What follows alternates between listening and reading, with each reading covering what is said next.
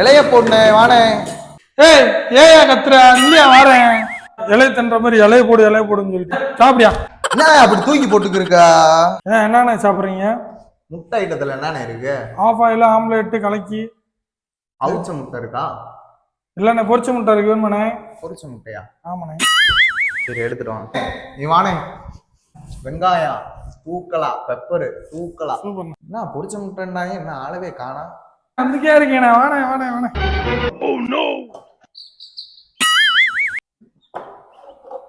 நானே வெங்காயம் தூக்கலாம், பெப்பர் தூக்கலாம்.